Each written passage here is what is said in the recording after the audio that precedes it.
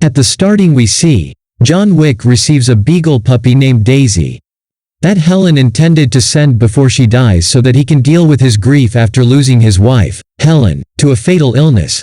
John is a tough person. In spite of this, he make a good relationship with the puppy. He spends the day with the puppy getting to know it. One day they ride around in his vintage 1969 Ford Mustang car. When he was refueling his car, a group of Russian thugs, led by Yosef, approach John at a gas station and want to buy his car. John refuses to sell the car. As a result, Yosef gets angry, but here one of his friends stop him. So John leaves from that place, but they enter John's home that night. Here they kill Daisy and also knocks John unconscious by deceit, after which those boys take the car to the mechanic shop so that they can modify the car. Here Yosef is ejected from the shop after being punched by Aurelio, the shop's owner, because he recognized the car and knows whom it was stolen from. When John visits Aurelio's shop, he learns that Yosef is the son of the New York City Russian mafia Vigo. When John Wick exits the store, Aurelio informs Vigo about Yosef's activities. Vigo then confronts Yosef and berates him before telling him that John Wick was once one of his enforcers known as Baba Yaga. Vigo tells him that many years ago I assigned John an impossible mission, when he wanted to retire and marry Helen.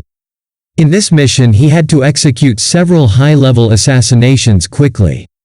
And he passed that impossible mission. Because of him, we are the biggest mafia here. That's why I let him go. And the dog you killed was the last sign of his wife. That's why he must come looking for you, so that he can take revenge. After warning Yosef, Vigo tries to talk to John, but John refuses to talk. As a result, Vigo sends a team of hitmen to John's house. But John kills all of them, and with the help of some of his underworld friends, John disposes of all the dead bodies. Vigo gets scared when he learned that John has survived. Then he sets a $2 million reward on John's head and personally gives Marcus the contract, which he accepts. Then we see the New York Continental Hotel, which only serves the criminals of underworld, where no one was allowed to be killed in the premises. That's why John wanted to stay in that hotel. So Vigo doubles the reward for those willing to break this rule of Continental Hotel to kill John. Karen, the hotel's receptionist, and Winston, the hotel manager, extend a warm welcome to John. Here John is informed by Winston that Vigo has Yosef under surveillance at his nightclub, the Red Circle. He also advises John about returning to the criminal underground since he is not likely to be given a second chance to escape. After threatening Francis, the bouncer of the Red Circle Club, John enters the club. Francis decides not to face John and instead takes the night off. Victor and Gregory are comfortably killed by John. Then he finds Yosef at the club. Meanwhile, Yosef can only make a safe escape thanks to the quick action of Vigo's Lieutenant Kirill. John returns to the Continental to have his injuries treated by a hotel doctor. From across the street, Marcus is keeping a sniper rifle focused on John. Ms. Perkins, a different assassin, enters John's room undetected.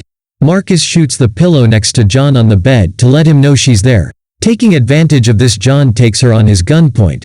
Then Perkins is forced by John to disclosing the location of Vigo's vault.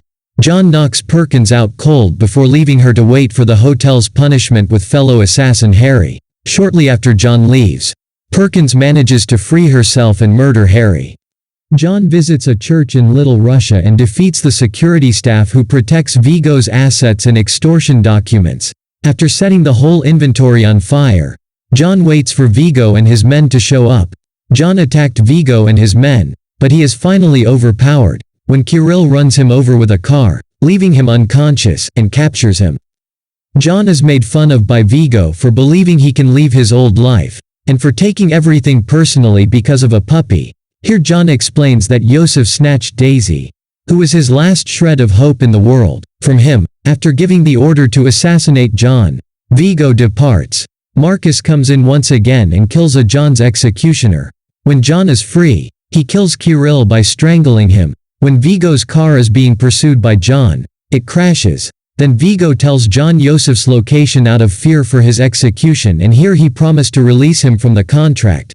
Then John goes to Yosef's hiding place and murders him along with his bodyguards. A brief time later, Perkins tells Vigo that Marcus is helping John. Marcus is abducted by Vigo. Marcus is beaten and tortured by the gangster before being killed there.